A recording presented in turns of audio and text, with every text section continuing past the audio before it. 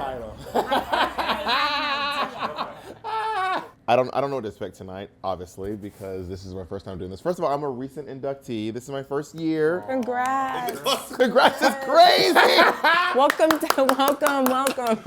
Wait, how long have we all been in the club? It'll be a year for me on a Mother's Day. My mom died on a Mother's Day. No. Yeah, very my mom. Oh, very the Martha first Caldwell. year is the year of the first. That's the hardest. Yeah. I think the hardest for me. Oh, it'll be 4 years this summer in August, but it does not feel like it. I think I'm about 2 years in, maybe two. She died in 2021. So you're about 4 years in. Yeah, so it was like right in that pandemic area, so it was kind of weird flying back here to Florida and being able to see her. I mean, we knew it was coming. She had like a celebration of life. Oh, that's amazing. Because she had cancer. So like towards the end, she went off and she's like, I don't want nobody at no funeral lying about me. She said, we're gonna all talk about this right now. Everybody clear it up. Everybody clear it up. Because she wanted to be cremated anyway. She didn't want like a funeral. The best way. Yeah. It was like hard, but like it That was. is amazing to get to have that moment. Yeah. Mine was similar though, that it was during the pandemic. So she got very kind of suddenly and mysteriously sick fast, and it was like the height of COVID. So it was like my family, we couldn't all go and sit with her. We had to take shifts. Oh my God. So you're sitting there alone, and it was 10 days ICU. And you guys were really close. Your family's close. Everybody. Girl. My mom met you. Yeah. My Y'all mom's seen you Italians? perform before. Yeah. And my mom's side is Irish. My dad's side's Italian. But we were so close. Are any of us gonna cry tonight? A hundo P. I don't think so, but Well, you're on stage the whole night, so you can't even hide. You can't even go hide. I'm all right. I think if we cry, we cry. If we laugh, we laugh. We can do anything but be boring. ooh, now you know we centered on that. Well, I love y'all. Thank y'all for doing this. Thank y'all for coming on with this crazy idea. Yeah, I think it'll be great. Yeah. Is it? Do we say Dead Moms Club? Yeah. Do- But is I feel it- like we is should, that crazy? We should be sad when we say it. Yeah, we should be sad. Yeah, 1, 2, 3. Dead Moms Club. Woo. That was great.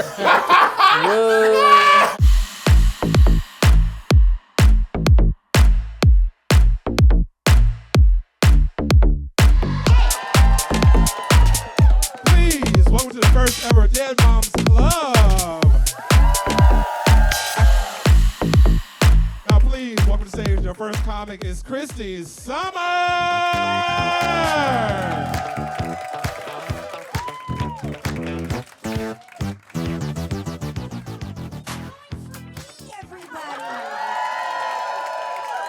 This is my real voice, by the way. This isn't a bit that I'm going to come out of at any point, so just buckle up, Brooklyn. Hi. So I want to start tonight by saying 3 words that are usually really hard for me to say on stage. Every time I say them, I brace for impact, and I try to muster up all of the charm and the relatability that I can possibly find, so that I can somehow find the least damaging way to share that I'm a Christian.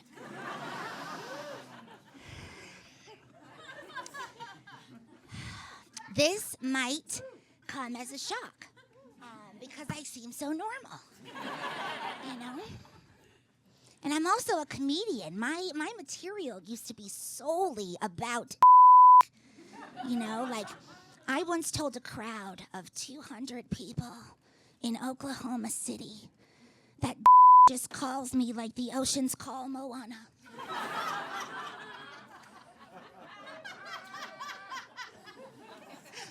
So for me to say that I'm a follower of Christ, it surprises people. And my relationship with God has been the longest and one of the most important relationships of my life.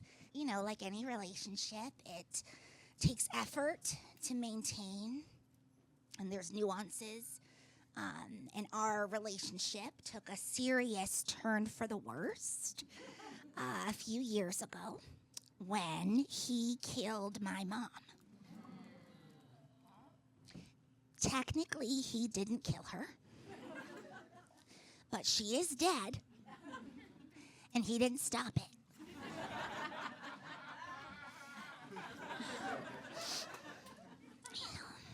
So now I'll say 3 more words that I hate to say on stage. My mom died.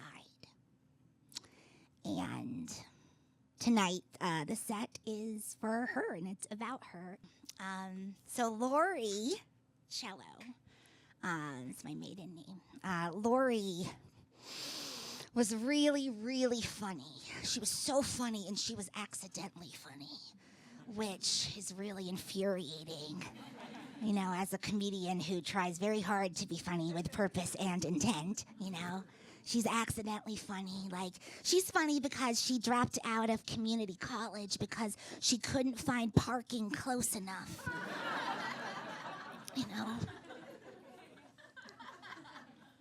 She was so loud, she used to love to tease me. We would go to CVS and she would just yell, "Chris, don't forget your extra long maxis for your heavy flow." And I'd be like, "Mom!" Like, she loved to humiliate me. And she was just so sarcastic, you know. No matter what my father said, "Oh, you know, hi, sweetie, have a great day," or something, my mom, without even grinning, would just say, you know, "Get a life, Baldy." Like, she was just so funny, and we had such a close relationship, you know? Very, very close. I told her everything. You know, when I was 10, I told her that I kissed a boy at recess, even though he told me not to. So I confessed to being both a slut and a predator. You know? I told her when I stole a piece of sand art from the local arts and crafts fair. And she wasn't even mad. She just said, if I'm gonna steal, don't make it a piece of junk, you know? And then I told her when I purchased and took a pregnancy test at Penn Station. And then when it was negative, we celebrated at the Cheesecake Factory.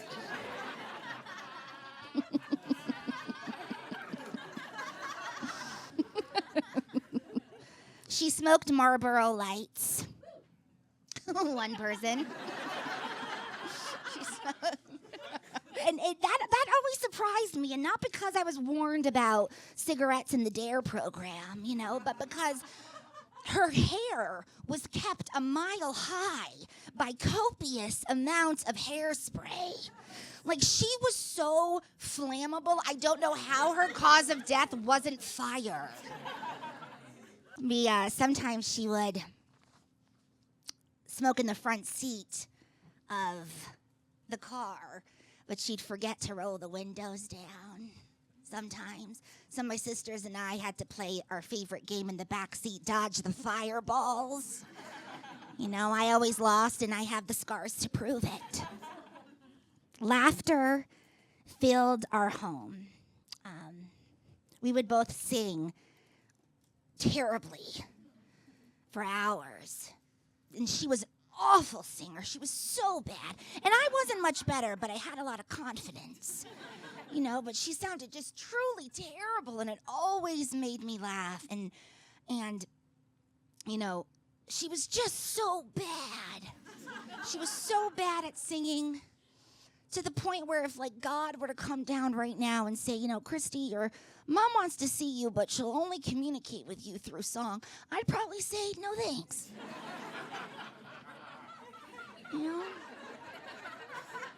She drove me to countless auditions growing up. She came to so many shows. She was my biggest champion, my best friend. We were so, so, so close.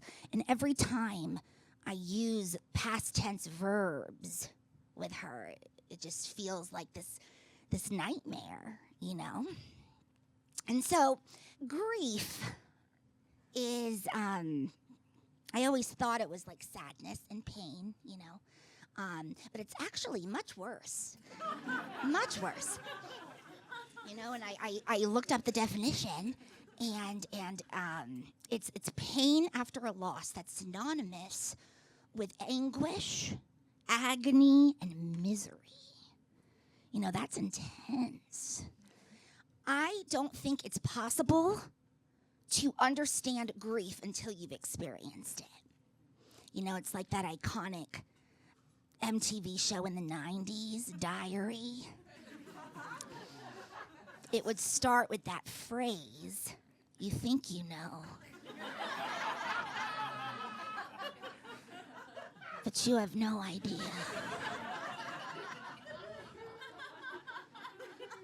You know, that's grief. People think they know, you know, and you know, yeah, your grandma died or your dog died. And yes, those are losses. And no, Christy, it's not nice to compare trauma, but don't, don't tell me you know how I feel because you lost your 14-year-old golden retriever, Linda. It's not the same.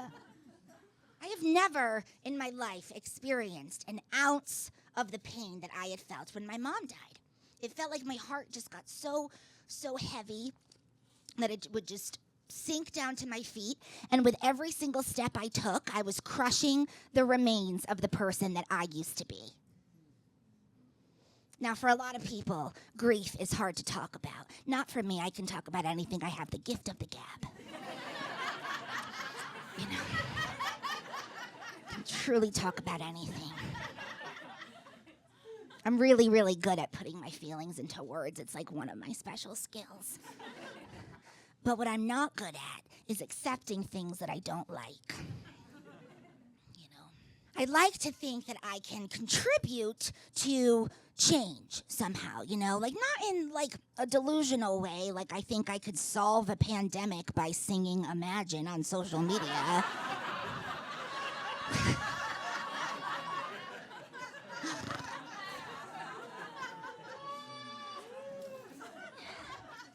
You know, but I think I can make a difference, you know? Like can't solve climate crisis, but I can sometimes recycle. You know, but not with this. Not with this. I couldn't change it. I couldn't do anything about it. And I'm not going to get into how she died, because it's not important. But it happened suddenly and tragically. And when she died, I became completely closed off. So I was a cheerleader growing up, which surprises none of you.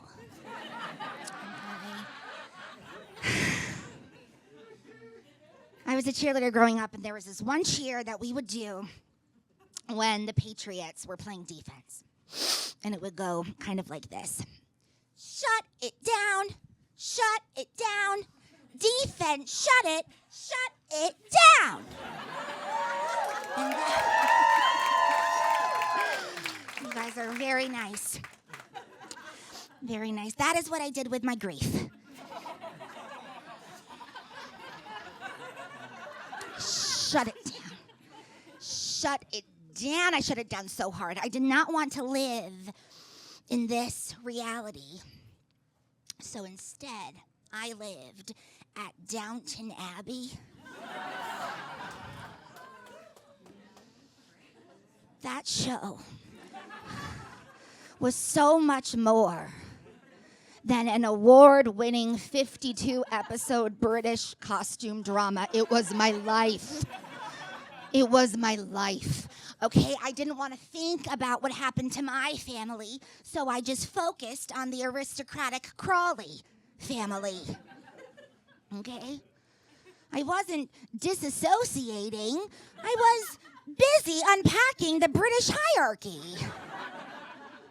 You know, I wasn't avoiding my true feelings. I was just mourning the sinking of the Titanic as if I had been on it.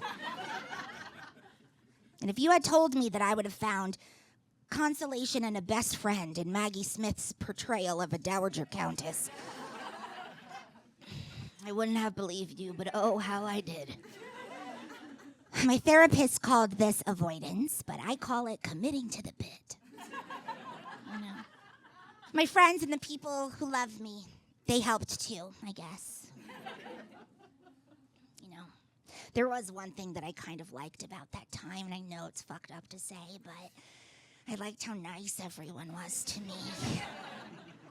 You know, it's like having a loss is like a get out of jail free card.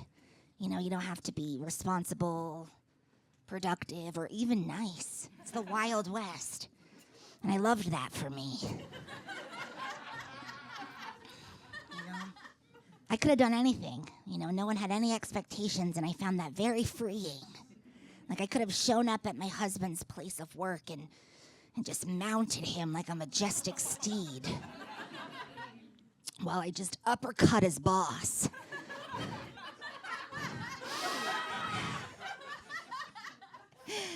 And then everyone at his office would have just been like, "We are so sorry for your loss."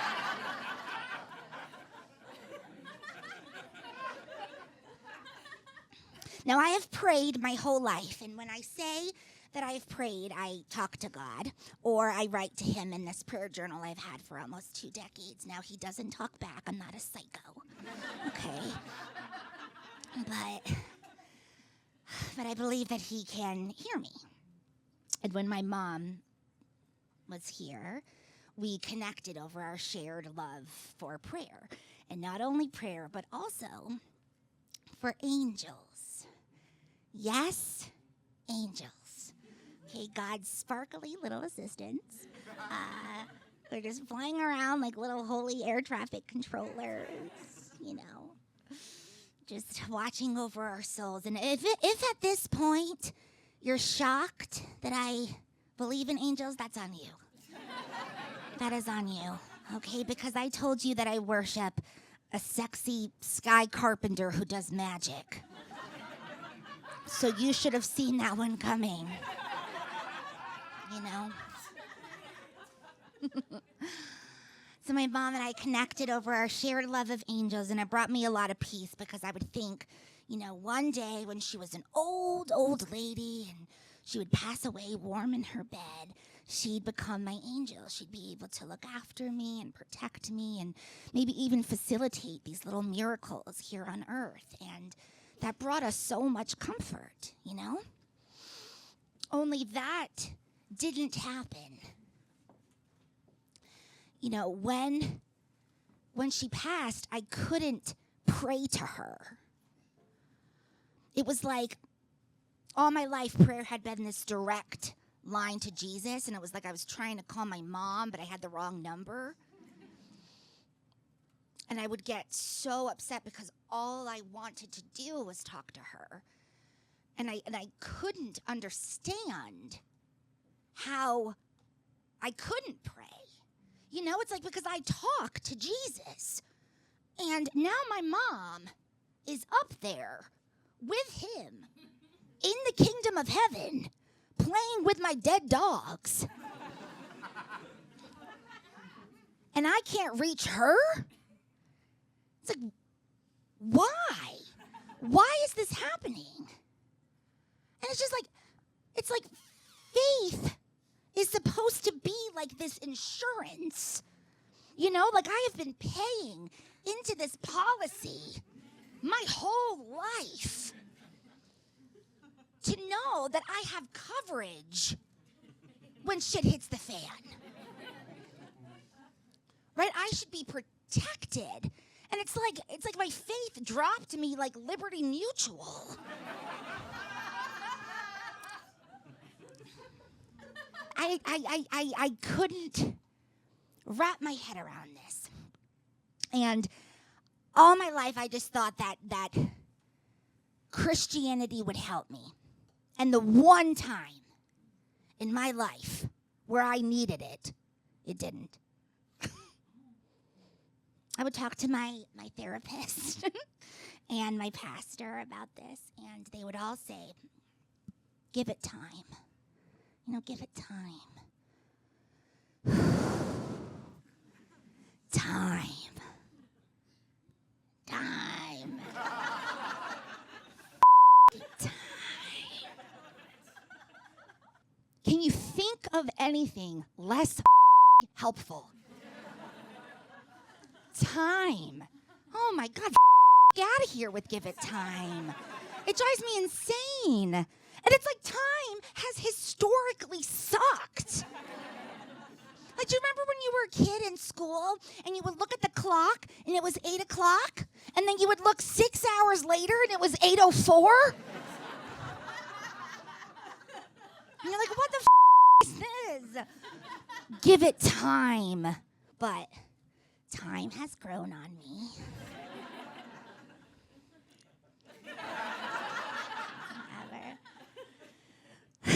Time, I just hit my teeth on the microphone. Time has grown on me because time has allowed me to grow. And like, I get it now. I do get it when people say give it time. It's not because, and this was like an epiphany when I realized this. You might be like, duh. But like, it's not because the pain gets easier. It doesn't. The pain doesn't get easier. But time gives you more happy things, right? So the pain doesn't feel as consuming. And that's nice, you know? So there's this song by the Rolling Stones. Ever heard of them?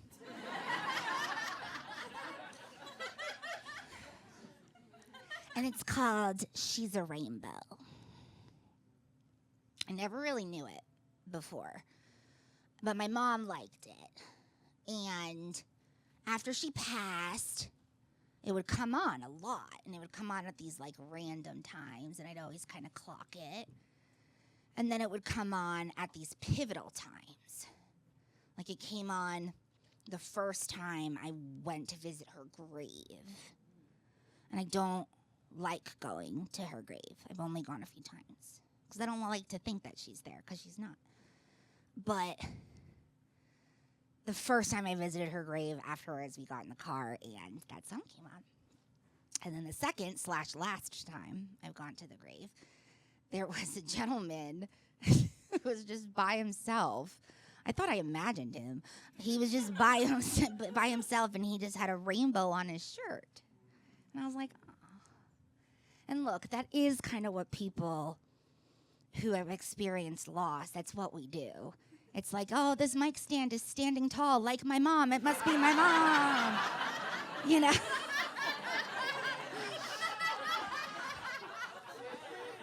Just like desperate for any connection. Like I got here and I was like, oh my God, my mom had a bonnet.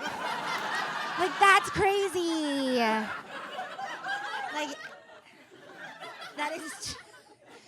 that is just what we do. Every bird, every butterfly, every dragonfly, anything that flies, you start to believe that. But with the She's a Rainbow song, I found that very interesting. And then I would keep hearing it all the time. And then one day, just like a random Tuesday, I felt her. And I felt her in the song. And it felt good. It felt so good. I'd wanted it so bad. And it was really eye-opening to realize that, like, this whole time, I had just wanted to connect to my mom through prayer, like these whispered prayers in my bedroom, like at night. But it's like, maybe she just wants to sing and laugh like we always did. And it's interesting because a rainbow, it symbolizes hope, right, after the storm. In the Bible, a rainbow symbolizes God's promise. And it's that God, he doesn't promise us that we're not going to go through storms, but he promises us that he's going to be there with us through them. And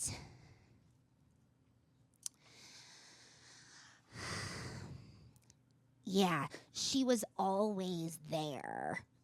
I was just looking in the wrong places. You know? And that was nice. And so I forgave God.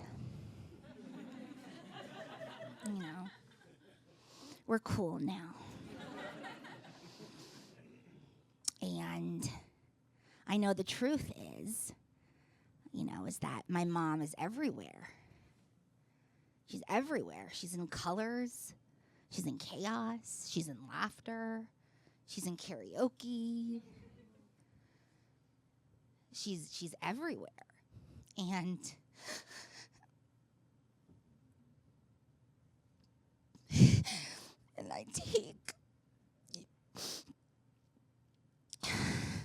I take so much comfort in knowing that I'll always have her.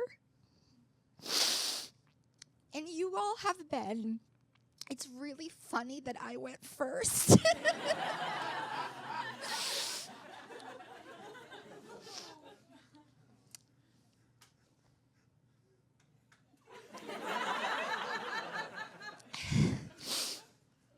And I want to, I know I don't need to do this because you're all here, you know the title of the show. So you're all here for this, but I really do want to thank you for, being patient. I looked at my notes so many times, which is so unprofessional. I've only talked about her one other time.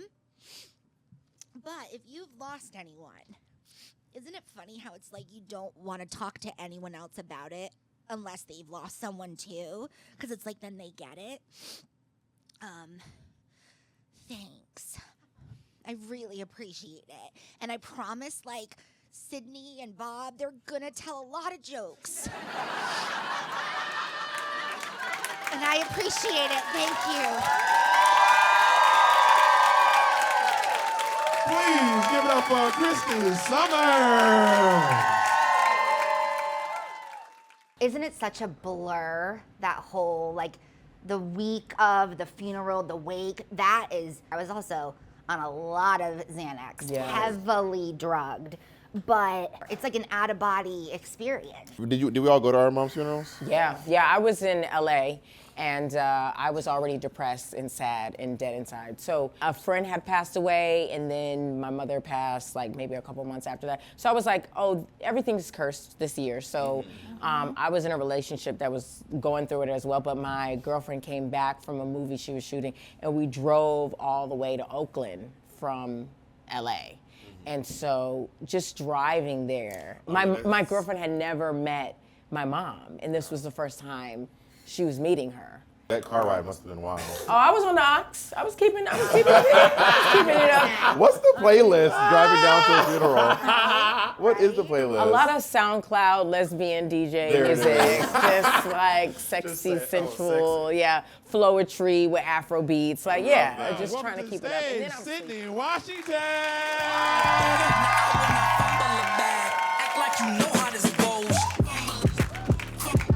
Keep it going, keep it going. Give it up for Christy one more time. Goodness. Yeah, my antidepressants are too strong. I'm not crying tonight. So you're not getting that from me. So thank you, CC, for crying for us. I would love some of the hydration. I am dry. Yeah. My antidepressants gotta be strong, you know what I mean? Cause of my mom. Not cause of her death. It's just whatever she passed down to me, I got it. Yeah, whatever undiagnosed stuff I got that. So I gotta say it, we were not close. We were close, then we fell out of closeness. Then we was trying to fix it, and then it was complete I'm putting up a boundary, absolutely not. So you're gonna have to go with me on this. Y'all might try to pull back, but it's my mom. I knew her, so don't be all uptight. You was not with her, okay? You were not with her shooting in the gym, okay? A little bit about my mom. This is the perfect example of who she was. Okay, so 9/11. All right, I know. that is the day that we can all just, it brings us together, right? Everybody knows where they were 9/11, right? So 9/11, I was home. My mother made hamburger helper the night before. It all gave us food poisoning the next day. So she didn't go to work and I didn't go to school. So we were in the house. My mom laid up sick. Me, I'm on the couch chilling, watching Channel 1. That's a real New Yorker's news. That's news 24/7. It's news like 60 seconds of news throughout New York. You only a real New Yorker if you know New York 1. So I'm watching that. I see when the plane goes into the, I don't see when the plane goes into the first tower, but it goes into the first tower and Channel 1 is all on it, right? And then the second plane goes into the second tower, and then I see that. And then I wake my mother up, and I'm like, oh, my God, Mom, this is what's happening. And so this is a terrible day. Everybody is just devastated. People lost a lot of people. People are stressed. And this was, like, towards the end of the day where we're just like, wow, this happened.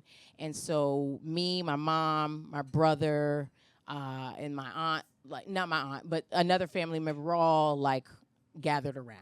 And my mom starts talking. And she's the type of person that when she talks, you don't know where it's going to go.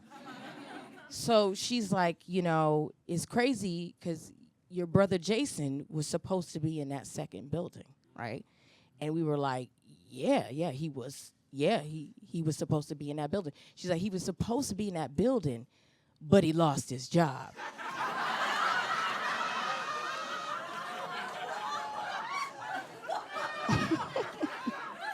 Ramona, not now.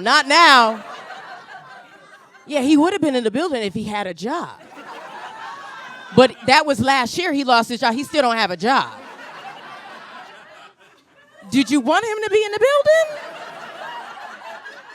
We still don't know what she wanted. She said, I would like him to have a job. But, I'm just saying. Supposed to be in the job. So that was my mom. Rude. Very rude. But she gonna say what she want to say. And you got to just be like, I hear you. I didn't grow up with my mom. My mom had me in the 80s in Harlem. Huge crack epidemic. It was terrible. It was a terrible time for a lot of people who lived there. Bad time for kids. My mom happened to have me. I was the third child. I was the last kid that she had.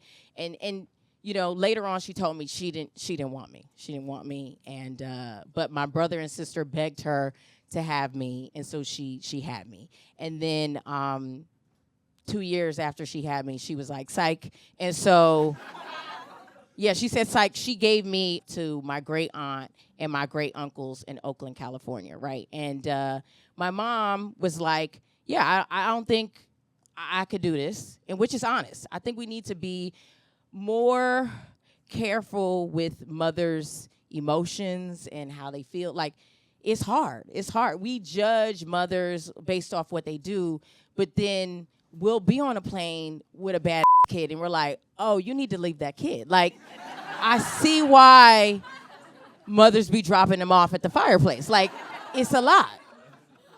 Lost half the crowd. That's fine. Stay with me.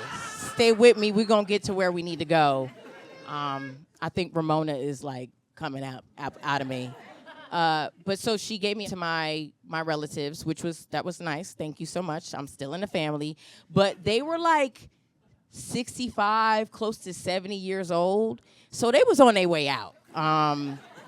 But she was like, here, I'm going to give you Sydney. She going to give you a reason to live. And they were like, no, we about to die. Are you sure? And then they took me. And so I had to live with these senior citizens my whole childhood. From 2 to 13, I lived with people who, they were not changing their personalities for me. They were not explaining stuff like how you explain to a child. They're talking to me how they talk to people their age, right? And so I'm becoming them. And people would be like, you have an old soul. No, you see who the behind me? It was so triggering when somebody would say, "Oh, so do you see who is behind me?"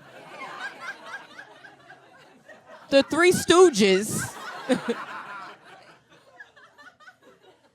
I'm like mirroring them. They're teaching me their ways or whatever. I think my first word was dialysis. I couldn't read, but I could spell dialysis and I could say it with no problem. I didn't know how to make friends because I was growing up with these people. I would talk to the kids like they would talk to me, and I didn't know how to give compliments. I'd be going up to the kids like, "Oh, you sharp as a tack."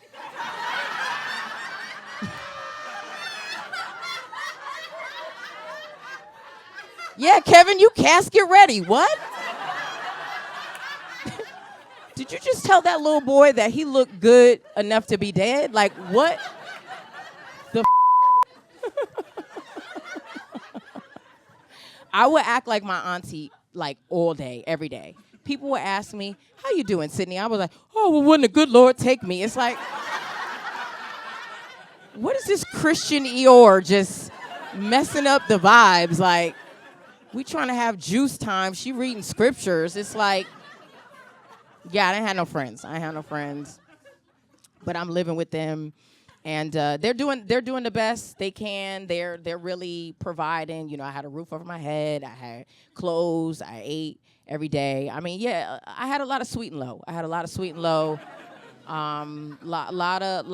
and low in my cornflakes. Everything is sugar-free. Everything is sugar-free. I remember I went to Halloween to school, and everybody's giving all the good candy, and I'm giving Werther's Originals. Like, that's it. That's all I had was Werther's Originals and pocket Bibles. It was very embarrassing. So, you know, I wasn't living with my mom. I knew I had a mom because we were on the phone, but I wasn't with my mother. So there was a lot of disconnect, you know, because I've seen pictures of her. I remember her, like, in my peripheral, but, like, we didn't have that touch, like, a mother's touch, like a mother and daughter conversation. So I'm on the phone with her. I'm talking to her, but, like, that's it. So I'm still on this journey with the Golden Girls, but black, but also with women and men. And so I'm trying to navigate. I'm trying to navigate this life with them, and it's really hard because, like, they never explain anything. They would just say stuff, and I'm supposed to take it, you know? Like, I remember being about 8 years old. I wanted to do a sleepover. Did y'all have sleepovers in here? Sleepovers? The white people, yes, yeah. Just loose. They just letting you go to anybody's house. But, like, very, like, militant Christian black home. No, you're not doing no sleepover, you know? They told me every time, "Oh, we don't do sleepovers because you might get touched." Okay, never mind. What if I want to be touched? Like, I can't say that. That's disrespectful. Can't say that. But they would tell me I can't go to other people's homes because I might get touched. But what it really was, they didn't want me to go to other people's homes to find out they was living better than us. That's what it was really about. When I finally got older and I went to somebody's home, they had white and wheat and purple nickel. I was like, I didn't know. I thought there was only white and wheat bread. I went to somebody's home, they had rye. My mind was blown. I couldn't believe. I said, rye, why? So I remember I finally made a friend. Her name was Sam. She had, like, the bridge to Terabithia haircut, which is a 360 bang. It's not a bowl cut. There is a difference. We have to differentiate these cuts, people.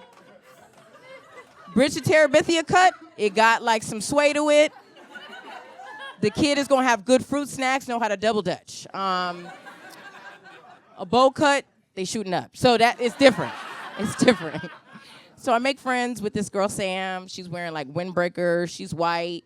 I'm in a predominantly black and Cambodian school, and we make friends because we kind of like the lone wolves. Like, people weren't really rocking with us. So I become friends with her. She wants me to have a sleepover, but she didn't have any friends. So I was like, is it a sleepover or if it's just two sad kids at somebody's home, you know? So she asked me, and I go to my aunt, and I already know she's gonna say no, but like I'm like, I gotta be a kid. Like I'm tired of hanging out with these people. Like I need more than them. So I'm begging my aunt. I'm like, listen, let me do the sleepover. The pizza is gonna be sugar free. We reading the Bible. No men are gonna be there. Like I'm trying to gas it, right? And my aunt is like, no, we can't do. You know we don't do sleepovers. You know we don't do that. But also Sam's mother is a that's what she said. Okay, all right. Now I'm gonna have to each one teach one. Is a derogatory term for a masculine presenting lesbian, but it's an outdated term because like even y'all are like, what? Like nobody says that. I'm like, Auntie, just say like it was crazy. So she says that word to me. I skip to my Lou to school, and I tell Sam, yeah, your mother's a and Sam has no idea what the I'm talking about. She go to her mom like a terrible friend. I'm like, I thought we linked up, right? She tells her mom what happens. So then we have to go to school and have this big meeting. Her mom comes. My principal, Mrs. Payton, is there. My auntie pulls up. My aunt, it's not really about the meetings. So she had her compression socks all the way up here. She had her curlers. She had the face like, we could have just did this on the phone. What do you need? And so Mrs. Payton also has the Bridge to Terabithia haircut. Sam's mom has the same cut. Everybody got the same cut. It was like Russian dolls, right? So we sit down, and Mrs. Payton is like, Sydney, I need you to be honest. Did you say that word? And I was like, yeah, you know? And so I look like demon child, you know, like a bad kid. And I was about to explain, but before I could, my auntie jumps in and is like, well, are you? And you too, Miss Payton. Y'all all got the same haircut in here.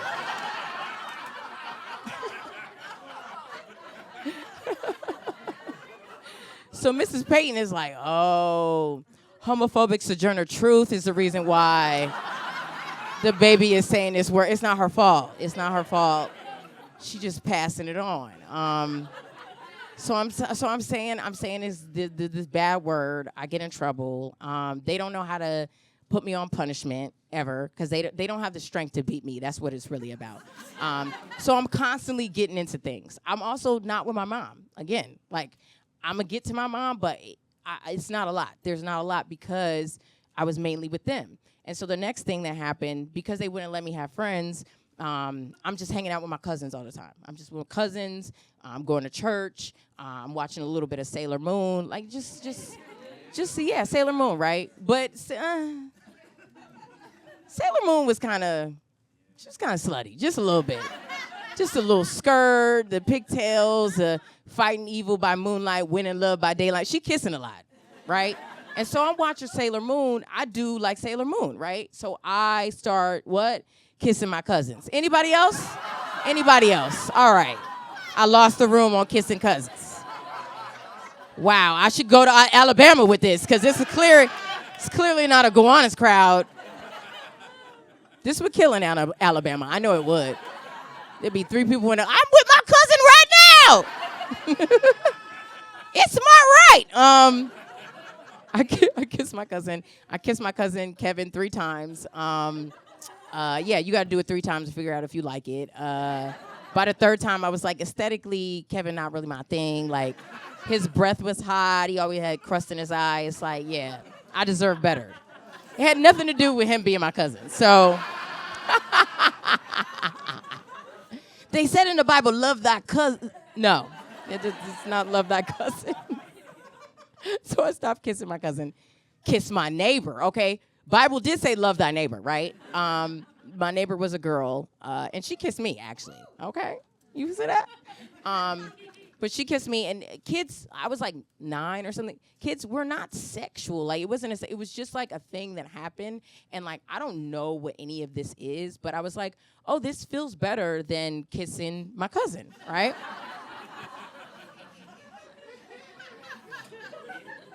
My uncles and aunt, they never explained what gay was. They never said, they said that word, the bull word, or, oh, you know, Charles is funny. Oh, no, he a little funny, right? Which is an Easter egg, because I did become funny. You see that? She's a storyteller. She's messy. Yeah, I'm funny, haha, but also funny, gay. So, I don't know. This might not be for y'all, but I feel like kissing your cousin might be the gateway to gay, just a little bit, just a smidge. The gays in here are like, no, that's you. You weird.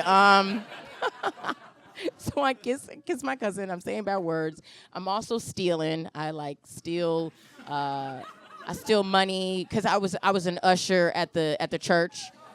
Y'all thinking usher at the club with my homies? Yeah. Heathens. I'm talking about usher with the white gloves that seat people, have the collection plate. You know, I took a little bit off the top.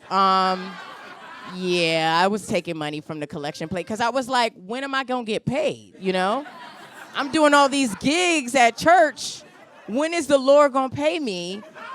And my aunt is like, oh, the God pays you every day that you wake up and you inhale and exhale. I was like, oh, that's child labor. I need my money, Lord. I'm going to take that. And so I got caught. So I got fired from being an usher. So I was getting into stuff constantly. But in the back of my head, why am I acting out? Because I'm not with Ramona, right? And if Ramona is listening to all the stuff that I'm doing, why would she want to take me back? I didn't even think about that. I just know that I was being a kid and I was really getting into stuff. And so my aunts and uncles, they didn't know what to do. They're very heavily into the Lord, and they also believe in family, and they're like, we're going to do what we're going to do to get her in order. So they didn't know how to punish me. But they did put me in my uncle's room, for a couple of weeks during the day, after school. They were like, this is your punishment. You're going to be on your uncle's room. Because, men's room, the curtains are tattered. It smells like mothballs. The TV broken. Smells like cigars. It's just not fun. It's not fun. So I would go in there during the day. And because I am mischievous and because I'm I feel like I was like Black Dennis the Menace, but a little girl, right?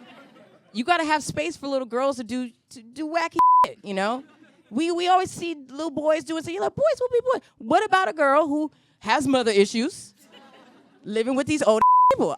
I need to pop off. I need to pop my. So I would leave my uncle's room when they would have to go in to go to sleep, and I would come back in and watch them sleep. Yeah. Have y'all seen elderly people sleep? It is hilarious. They look dead and alive. Said they didn't go into yonder. That's how it looked. They would be, I'm like, oh, they're gone for sure. And they would kind of have a death rattle. And I was so messed up that I would hear music. I would hear soundtrack. I was like, is that Mario Brothers? It was that's what I would hear. When my uncles were sleeping, okay? I said, oh, this is fun. Who needs friends, right? So some nights I would hit him in the neck. I'm like, you up? I was there making sure. Don't see the light. Stay with us, Uncle Papa. Oh, yeah, I had an Uncle Papa and an Uncle Raymond. Uncle Papa, he was my Uncle Papa because he had grandkids and he didn't want me to feel left out. So he was like, everybody call me Uncle Papa. That's so stupid. No, it was cute, but my cousin was like, that's not my Uncle Papa. But anyway, Uncle Papa would be, Uncle Papa and Uncle Raymond, they would not wear pajamas. They would wear free t-shirts from the racetrack and loose tighty-whities to bed. They also didn't wear, they also didn't have blankets because that's gay. So they would just be sleeping with their chests out in their twin beds like real men, shivering, just dumb, with their mouth wide open. Blanket's gay, but your mouth is open? All right. You can have it.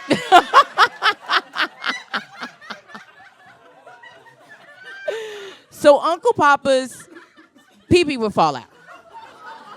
Because it's a loose, tidy white. It falls out. That's what happens when you get older. The things just fall out. And I don't think of it as a pee-pee because it didn't look like a pee-pee. It looked like an ancient turtle coming out. Being like, is that bad girl in here? Doing the snake.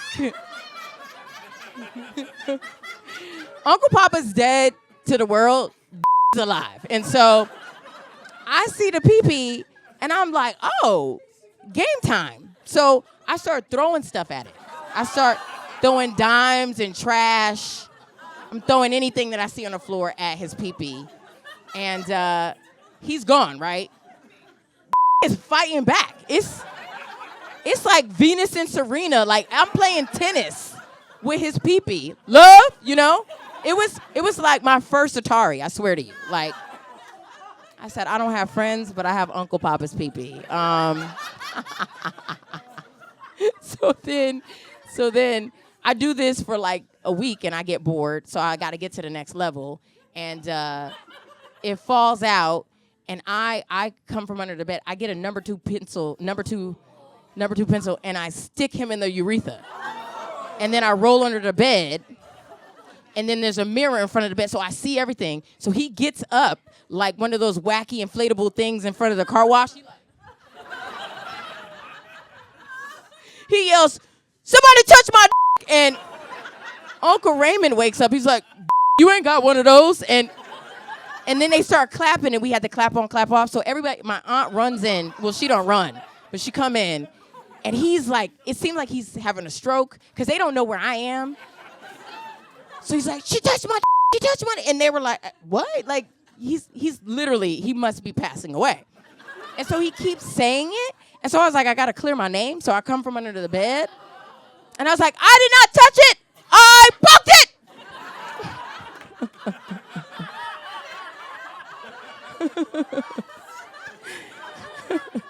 They don't have no life alert for that, all right? They didn't know what to do. My aunt was like, where in the Bible do? She like hitting where? Lord, tell us. So anyway, I gotta wrap this up.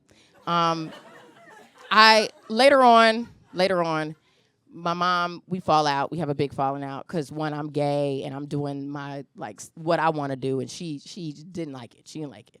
I told her I was gay, and she's like, "You ain't no Keke Palmer," and I was like, "That's a strange response to me coming out. I ain't no Keke Palmer, but that's nice. Hey, you think Keke Palmer is like at the top? Like that's dope. Thank you. She is at the top in my eyes." Also, she played a little gay in a couple movies. I think I'm a little bit of Keke. But yeah, she was, and she lied about like being terminally ill. She told me she was gonna die, and then we waiting. 4 years go by, and I'm like, hey, I'm not asking for you to go, but you can't say you're gonna die and then stay around. Like that's crazy.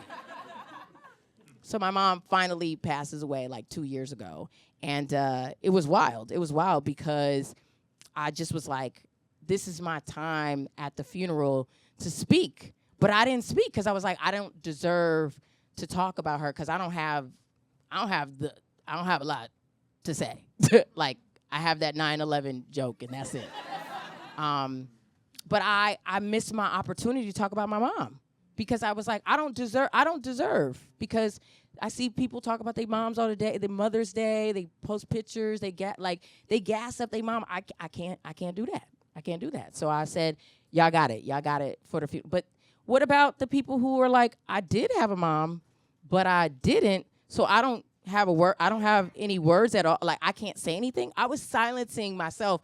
Were you silent or silenced? That's what happened at the funeral. Right? And then I had to lock in and say, no, it is okay. Not everybody has amazing relationships with their parents because parents are people too. And they make their own decisions and we can't be mad at them forever, you know? So when she passed away, I double backed. I said, actually, I wrote something for her. I'm not going to say that, but like what I said. But I did say, I'm not mad at you. I'm sorry that you felt like you couldn't live your life when I was born, but I hope you did whatever you needed to do to finally felt seen, as I feel seen being me now. And yeah, that's it. Please give it up for Sydney Washington.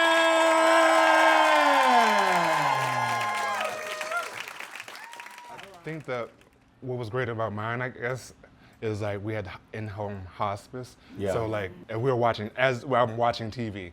I was with her when she took her last breath. I was there too. I was holding So mom's it hand. was Oh my God, like- that's crazy. We were all there. So it was like, it was that rough, and then like, we had someone come over, pray for her, and then like, they come and get the body, which that was kind of Was she watching TV? kind of rough. She wasn't I coherent. wonder if you know what show she was watching. Like, what was the? I forgot what we were watching. Law and Order Special. I think we were watching like Golden Girls or something like that. I was watching. Obviously, she was there, but like obviously not there. I love this part. I love this part.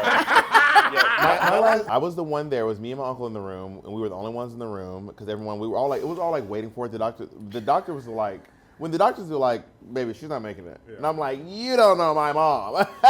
You don't know how strong my mom is. She's a survivor. And he was like, yeah, literally. And he was like, sure, girl. And I was like, we'll see you next week for a checkup. Obviously, that did not happen. But so everyone had left, and then I was sitting there, and we were, and then all like the vitals started going down. It was like the numbers. That heart rate monitor, watching that heart rate monitor is insane. Yeah. Like watching the numbers literally go all down to 0. So triggering. And then I was like holding her hand, I was like holding her body. It was like, honestly, it's one of those things. Like it was very upsetting in the moment, but I'm actually happy that I could be there for her. Like in her, like she was the first voice I ever heard, and I was the last voice that she ever That's heard. gonna make me cry. So I was able to like be there for The that. show didn't even start yet. I know. Come on now. I know. I don't have the type Please of eyelash. welcome to the stage, Bob the Drag Queen.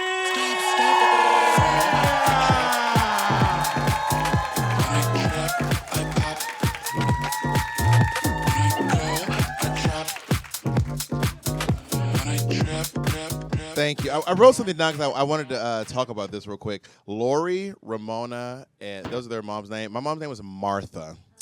And I love to find out what people's mom's names are. I love when someone has a good mom name. Martha is quintessential. Like, I'm convinced that my mother's name was not Martha. I think she was born Kimmy.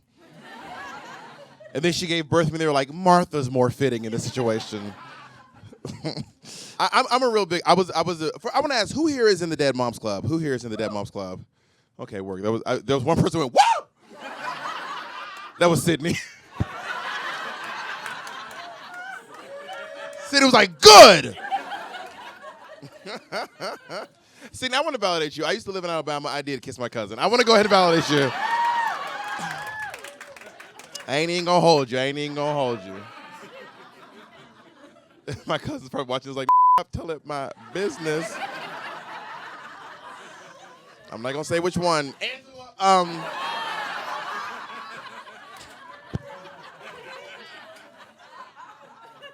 I mean, the thing about also being in the Dead Moms Club is like, I'm in my first year. Like, my mom passed away on Mother's Day. Very dramatic, very my mother. My mother was very much a drama queen, and I kept being like, how can I top this? And I remember being like, I will kill myself on my birthday. I don't care. I will win this one. Not only that, my mother passed away like right after it was like 12, 15 minutes. It's like she was in the hospital bed like,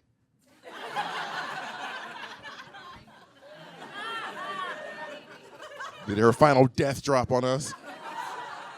I mean, I have a really fun mom. My mother, she's a very funny person, accidentally and intentionally. Also, I grew up. My mother, like, as she got older, she started remixing history, rewriting the story. My mother couldn't cook. No shade. My mother could not cook. My mother had all these jobs. She was never cooking. But then later in life, she started acting like she was fucking Gordon Ramsay. She was like, I was cooking. I was like, Mom, you were not cooking. I cooked all the time. Mama had 3 meals she cooked. She cooked mushroom chicken, which I hated. She cooked a crock pot. I hated the crock pot. My God, I hate it. If any of you were traumatized by a crock pot in your childhood, I hate it when she would bust out that. Because you know she set it up on the way to school. Like, we're headed to school. I'm like, not the crock pot. I don't want to eat pot roast. My mom also, did you ever watch the Aretha Franklin docu-pic? Did anyone watch this docu-movie? It's really interesting because you can tell when a documentary film, or not docu-pics, biopic, you can tell when a biopic is sanctioned by the family. Because they made it seem like Aretha Franklin was just like this quiet lady who just like barely did anything wrong. She had like a 6-week bout with alcoholism, but besides that, she was fantastic. My mother would want to be in charge of her own biopic. I know she would, because she was rewriting history hard. My mom was like, she would always say stuff like, I never cursed at you, motherfucker. I was like, I feel, me and my brother were like, you did. I remember my mom being like, one time, my mom was like, I have never called anyone out of their name. I was like, Mom, you have. She goes, I have never called anyone out of their name. Why would I do that? And then I was like, what about that lady you called a And she's like, well, she was being a I was like, valid, Mom, she was being a Also, did anyone else not realize their family was kind of up and crazy until you met someone else? Or till you're like, oh, I thought this was normal. I was convinced. And also, like, it's one of the things too where, like, I didn't, like, when you're, any moms in the house? Any mom? We got a few. That's a very New York answer. 3 people. We ain't raising our kids in this city. If you do have kids, move. You do not want to have a New York City child. The last thing you want is a hardened New York City child. I remember one time I was riding the train, and I saw this cute little girl. This girl was so adorable. She literally looked exactly like Dora the Explorer. She had the bangs. She was wearing a pink shirt, some jeans. She had this little backpack on that actually had Dora on it. She might have been like 8 years old. They were on the train with her friends. They were all kind of being chill. Then her friends got off the train, and as the doors closed, she goes, "See you tomorrow,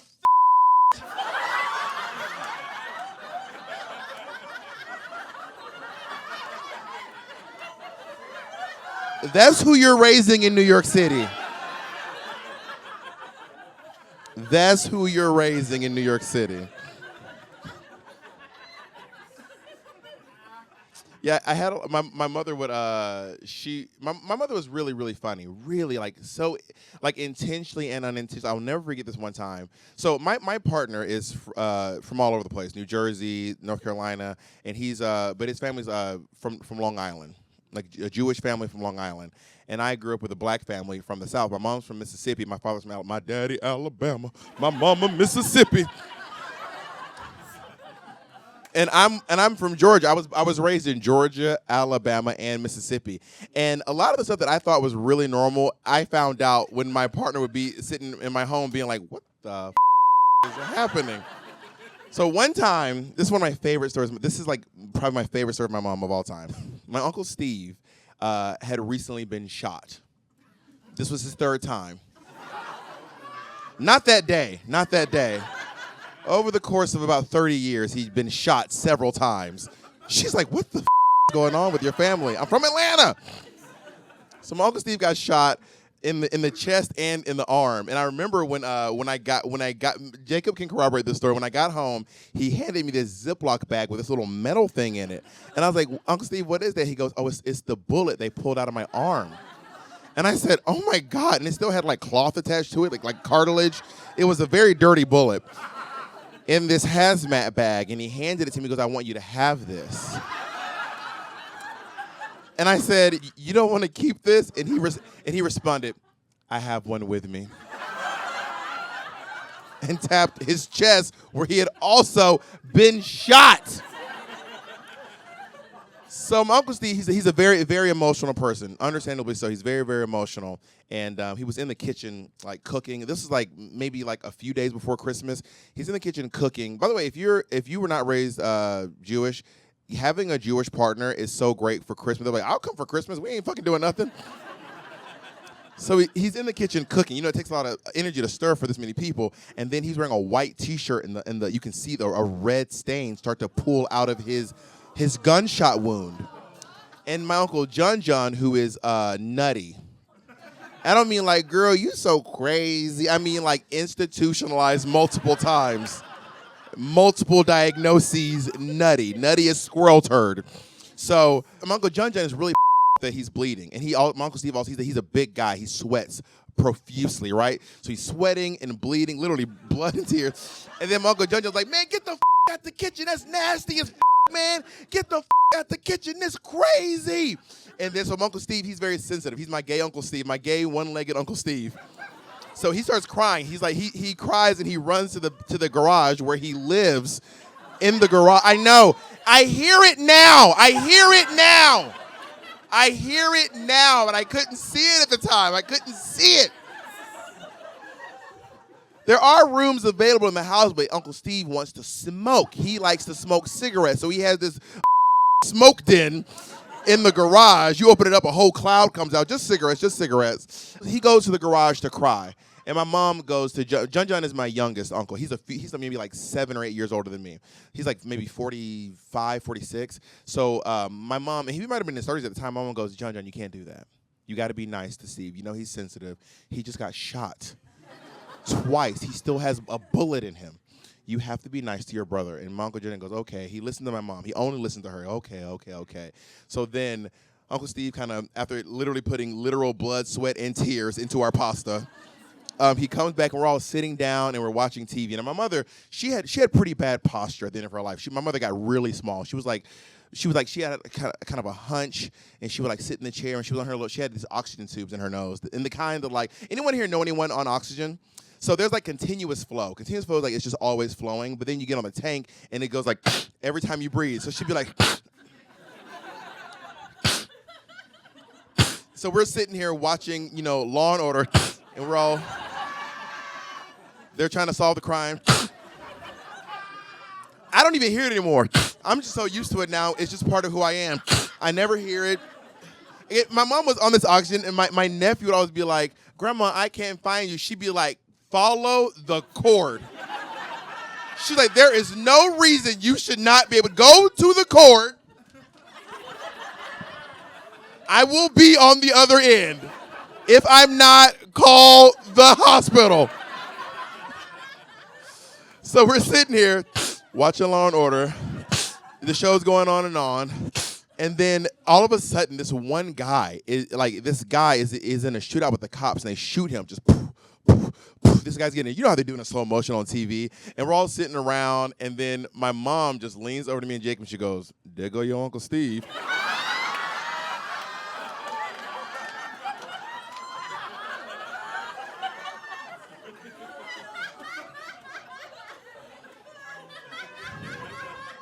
Like that's the kind of person my mom was, and I'm not religious, so but once my mom passed away, I started like allowing myself to. So when I heard Christy talking about the rainbows, I thought my mom was rainbows. How are all of our moms rainbows? I was pretty sure my mom was rainbows. My mom was also gay. My mom was gay, which is funny because my mother was also like ex-gay. So I had a lesbian mom in high school, and then all of a sudden I started seeing this like religious iconography and posters hanging around the house. And then one day my mom was like, "I'm not gay anymore," and I was like, "Okay, well, have I got news for you? Oh, we gonna have some gays in this house. I guess I'll pick up that load."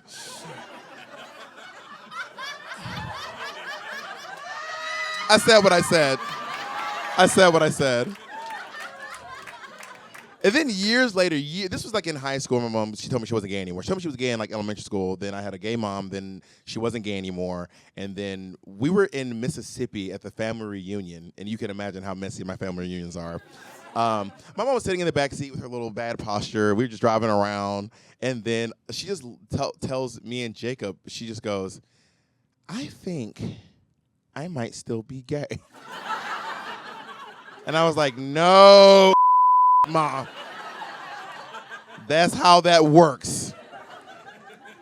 But now that I'm not really, I've started like allowing myself to believe the signs. Like I just believe that's my mom. Literally, everything is my mom, right? Then I started thinking about like what I would want to do if I was dead, how I would want to show up for the world if I was a dead person, and the idea of like everyone's always like my mom's watching down over me. Which honestly, that's if I was a dead person and I could watch my kids, honestly, that sounds amazing. I'd watch all of it, even the bad stuff. I don't care. I want to watch the show. This is a good show. And, you know, their kids, my grandkids, That sounds amazing. I would love to watch my grandkids. Their kids? I don't know these. We should have wrapped it up at season 2. This show's gone off the rails.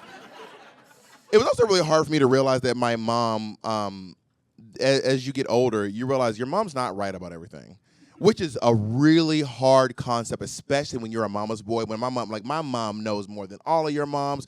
She knows more than you. My mom's the smartest person on the planet. None of your moms can compare to my mom. But then I realized, oh my God, my mother was just making stuff up. My mother was 24 when she had me, so she was in her 40s when I graduated high school. So if I was, you ever do this little game? When my mom was my age, you ever play that game and you feel like you are so behind? I would have a high schooler and someone who recently when I was my mom, it was insane. I was like, I can't play the when my mom was my age game because it makes me feel like I'm like falling behind in life or something, right? So this idea that I have of like, your mom's always watching over you, or this notion that your mom has to always be like, in your life doing something, it's really hard for me. But when I found out she was like my mom was just straight up making stuff up. I remember one time when I asked questions. This may shock you. I was a very talkative child. The librarians at school called me the detective. They literally called me the detective. They said, "Oh, here come the detective." He always asking questions. I had a million questions about everything. And my mom, for one Halloween, she dressed up like a I remember being like, Mom, what's your costume? She goes, I'm a And I was like, oh, okay. And my mother was wearing some boots, these fishnet stockings, a denim skirt, like a shirt that tied at the waist, and a blonde wig. And my mother had several silver teeth, just as she just had, because the silver teeth are actually the cheapest teeth to put back in your mouth. The most expensive teeth are actually like porcelain, like the color of your those are the most expensive teeth. So when she grew up in Mississippi, she had bad teeth. They would just replace them. My mom had a grill. My mom was straight up like, and she was getting them replaced as she got older. And I kept being like, I remember thinking to myself, like, what about this outfit makes you a These are just clothes. And she was like, I'm a like I am. I'm a like, but what? But I was like, but what is it? How are you a? And she was like, the fishnets. The fishnets, Christopher. The fishnets. And I was like, oh, okay. And I was like, okay. Like whatever my mom said is law. I believe you. Why would my mom lie?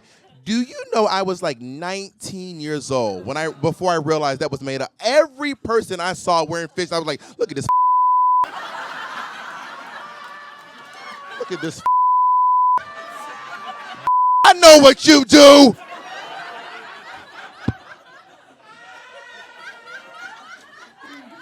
Like, I feel like I would be that same kind of parent. Like, I don't know the that's Chris. Damn, leave me alone. I want to tell a couple of fun stories about my mom. So my mother, she liked to give me hard lessons in life. Like it was never simple. If you ever listen to my podcast, I am a true reflection of my mother. It's never just like, if you don't do this, this won't happen. If you do this, it has to be like you have to learn in this crazy way. So I moved from Atlanta to go down to Columbus, Georgia for college. And my mom would come down and visit, and we would always leave our door open. We lived in a guest house behind the house. And we're like, we're in Columbus, Georgia. Like, just leave our door open. It's no big deal. Sometimes you don't want to carry keys around. You go to school. We just leave our door open. My mom said, you need to start locking your door. I was like, okay, whatever. We'll do it one day. She goes, no, you need to start locking your door. Okay, whatever. So one day I come home, and the door is open.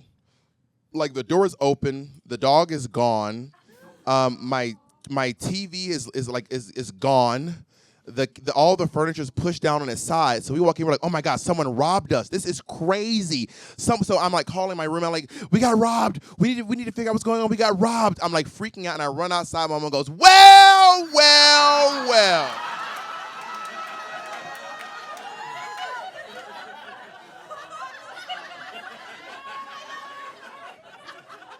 Somebody needs to learn to lock their doors.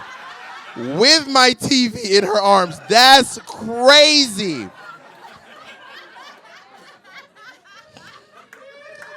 Did anyone grow up with a mom who loved their dog as much as they love them? Did your mom call your dog your siblings? My mother would. I don't know if that's a black thing. My mom would be like, I hate it when she do this. 'Cause like, to be clear, me and Grizzly are not on the same level. I hope we know there's a hierarchy in this house. And while Grizzly is loved, you don't love him like you love me. By the way, I don't know if that was particularly true. She would always say stuff like, go walk your brother. My brother? Christopher, feed your brother. I was like, we can't, Mom. When we go in public, you can't be saying this, please. My mom, but she was very protective. She also kept, like, she didn't keep too much. We were pretty open with each other, but there were things that she just didn't want me to know. Like, for example, my mother she wouldn't let me drive. Like, she never taught me how to drive because people in Atlanta can't drive, apparently. And she was like, she almost got into a car accident once, and she was like, I almost got into a car accident. I will never let you all drive. So I had to learn how to drive in college. My friends taught me how to drive. And then I also found out later in life, because, okay, I'm going to tell you some tragic stuff. Obviously, you know why you're here. So my house burned down the year that my mom passed away. So my house burned down in January. My mom passed away on Mother's Day. And I think my mom probably passed away from a lot of complications from maybe a little bit of smoke inhalation and just the stress. Stress can kill you. Stress can really you up in a really, really bad way. So once the house burned down and we had to go through this one of my greatest like joys in life was that I was able to buy my mother a house. That was like one of my dreams. I used to always tell my mom, I'm going to buy you a great big house one day. You're going to love it. I'm going to buy this great big house. I was able to do that. That was one of my, honestly, probably the best accomplishment I've ever had in my life. Thank you. I deserve that. Thank you. And as we were going through this intense fire report, they're like, we got through everything they lost in the house, and they were like, oh, we found a gun in your. And I was like, Mom, you had a gun? And I felt like Kamala Harris. I have a Glock.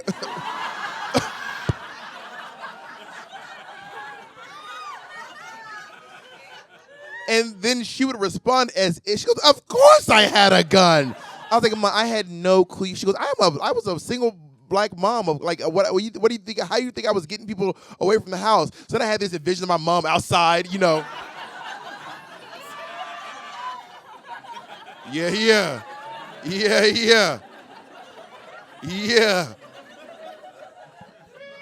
And my mother was a little delusional at the end of her life. My mother told me once, because she was so sick, she was like, my mind thinks that I can still do things that I can't do. She would be like, I know I can't get up and do a cartwheel or run a mile, but my mind feels like I can still do those things, but I know for a fact that my body won't let me do those things. So I think my mom thought that if a robber broke in, and to give you, my mother was like, when she passed away, she's like 83 pounds. She was very, very, she was very, very skinny. So I'm imagining my mom using the full... I was like, Mom, that gun would literally break your wrist. She'd be like, no, I could do it. I'm like, okay, Mom, sure. Now we got to create a whole role play scenario. My mom can feel like she saved the day. We got to put blanks in the gun and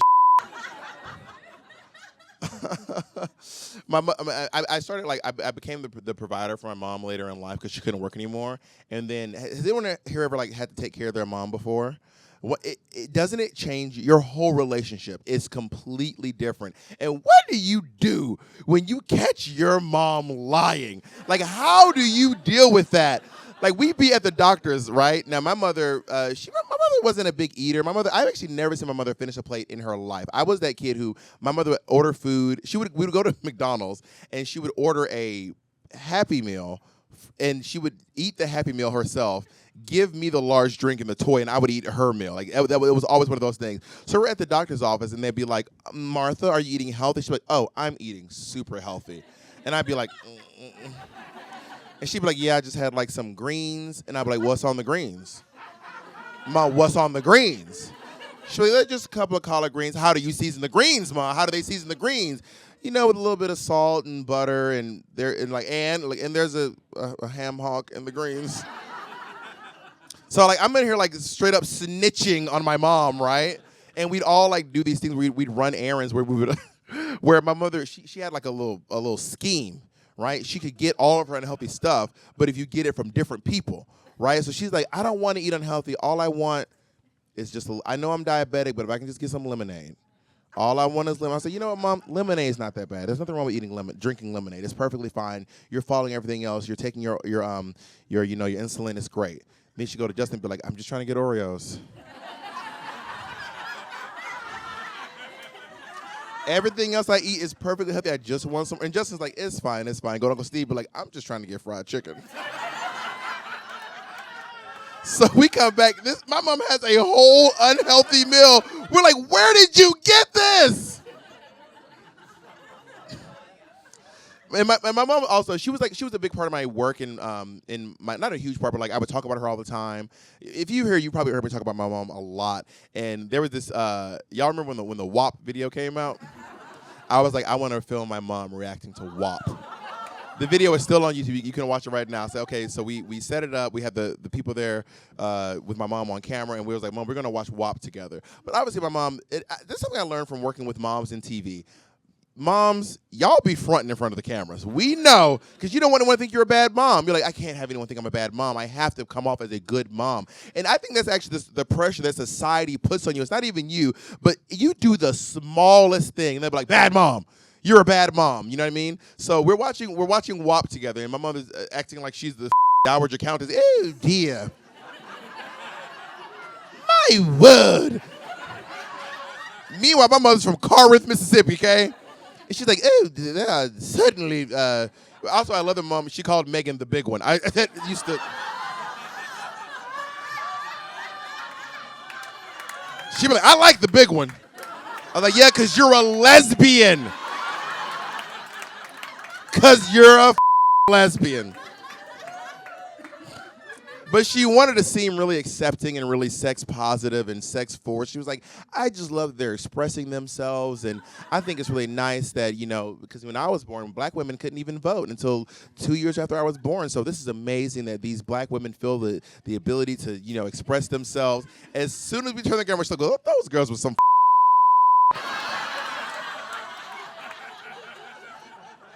When my mom passed away, what was very annoying was that I'm not like, I make good money, okay? So I make more money than everyone else in my family. So when it came time to plan my mom's funeral, are there any moms here willing to admit that you have a favorite child?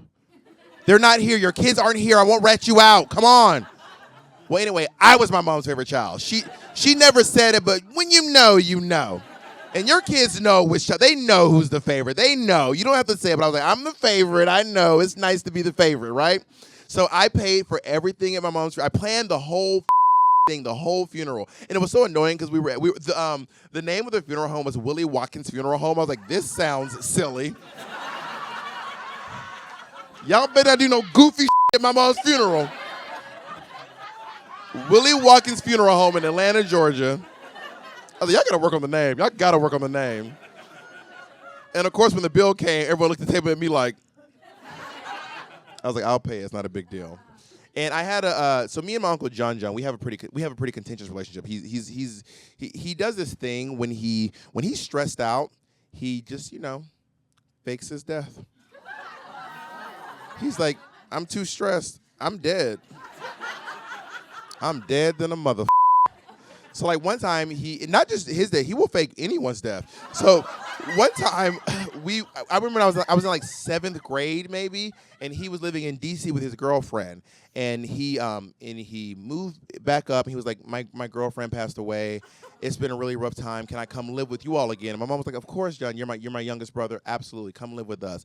So John's in the house. He's kind of moping around because his girlfriend just passed away, and the phone rings. It's the girlfriend. I said, oh my God, what are you, Ariana, what are you doing here? So I'm just talking to her, I'm like, hello? And she's like, hey, I'm so sorry to hear about John. I said, I think he's doing fine. She goes, my condolences. I said, condolences? I said, what does that mean? She goes, I'm sorry to hear that John passed away. Now, meanwhile, John is sitting right there. I said, John is sitting right across from me. He stands up and goes. So me and John, we were arguing before the funeral, and I told him, and honestly, I'm going to say right now, I do not feel bad about this. I told him, you can't come to the funeral. I know. Is that mean? Yes. Do I care? No. Because if y'all know, he was acting crazy. John was acting crazy. And I was like, John, he wasn't acting. I think he was doing... It just occurred to me, this nigga wasn't acting. So, he was having one of his spells, honey, one of his spells. So I said, John, you can't come to the funeral. Also, he wanted me to buy him a ticket. I was like, you've been mean to me. You've been threatening me. I'm not buying you a ticket to come to the funeral so you can cause a scene, because I know you're going to cause a scene. I will send you a YouTube link. Willie Watkins is kind enough. They live streamed the event. I sent him a YouTube link. Now, you need to bear in mind, John is sitting at home in Florida watching the funeral live. I am sitting in the front row, VIP access. I'm sitting in the front row, and then my phone, and I grab my phone, I look at it, and it's a text from John's phone. And it says, I'm so sorry. John took his life. John took his life. Call the Miami PD to figure out what's going on. I said, John, I know this is you.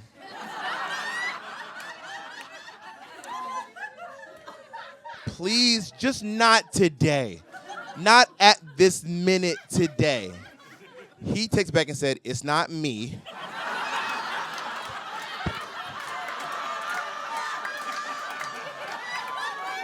Because John's a little slow. John's a little slow. It's not me. I am his friend. I found his phone. He's taking his life. You really, really need to call the Miami PD right now. This is very severe. We're so sorry for your loss. I'm sorry that John has passed.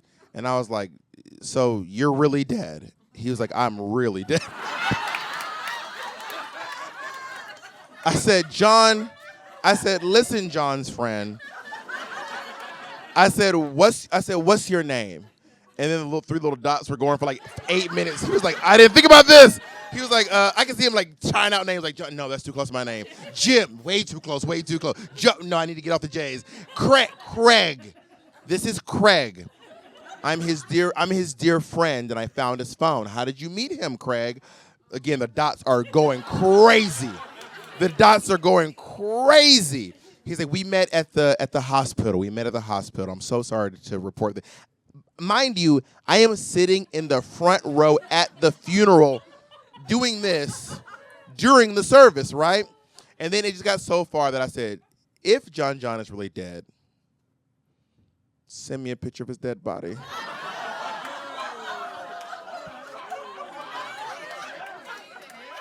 Take a picture of his dead body and send it to me. Why did I get this selfie?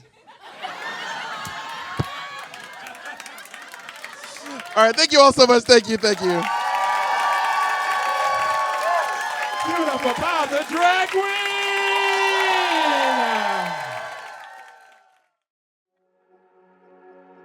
I think when you are in the Dead Moms Club, it's just like dare I say, elite club that is it's blood in, blood out, right? Like once you're in the club, you have paid your dues. Not that you wanted to, you were forced to, you paid your dues, and you're in this club until you leave this earth. And it's really interesting because when you meet other people who share this experience, who are in the Dead Mom Club, you connect in this way. Even if you were friends before, you kind of become closer in those moments, even if it's just for that moment, around your mom's birthday, around Mother's Day, around your birthday, around any holiday or anything that your mom would be a part of. You just start telling stories. I mean, for me, I'm in my first year, so this is all I can talk about to anyone who will listen. I don't think I've met a person who does not know that my mom is dead. Like I'll be like, hi, what can I get you? And I'll be like, my mom's dead. Can I get a number one? Can I get a large fry? Can I get a Diet Coke, please? That being said, I do think there is some sort of a catharsis in communicating with people and being in community with people who have that shared experience. I'm not religious, but I've adopted the notion of believing in a second life or eternal life because I don't want to stop making my mom proud. So, because I think like making my mom proud was a big part of my life. So I whenever people, before my mom died, and people be like, your grandma's looking down, looking up, like, ain't nobody watching you. But I'm like, well, not your mom, but my mom is watching me.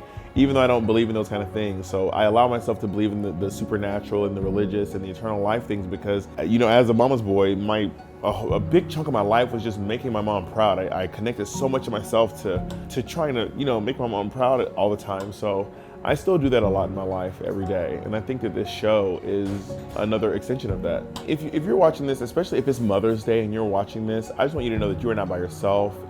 There are so many people experiencing what you're experiencing right now. If your mom's sick right now, call someone. Also, if you know someone whose mom passed away, do not ask how you can show up. Just show up. Just show up. Go to the house, fix their bed, you know, vacuum their floor, go to the funeral, hand out programs. Just show up because it is so hard to, for me anyway, it is so hard to just like exist in that moment, especially on that day. It's okay to just, you know, call people when they're going through this. It is it can be a really rough time for people. And I've referenced people who are in the club and people who have friends who are in the club. And not that dead dads aren't important. I want you to, dead dads are very important. But just, the name doesn't have the same ring, you know? The name doesn't have the same ring.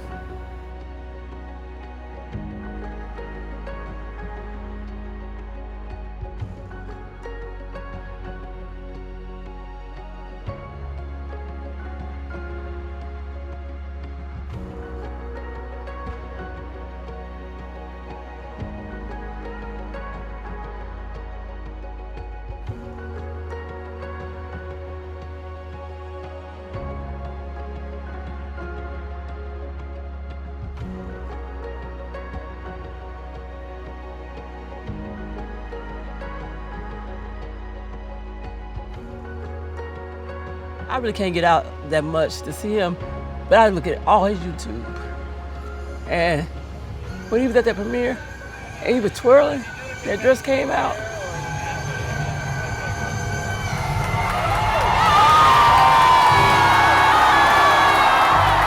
It was like I was there. And he just made me feel proud of him.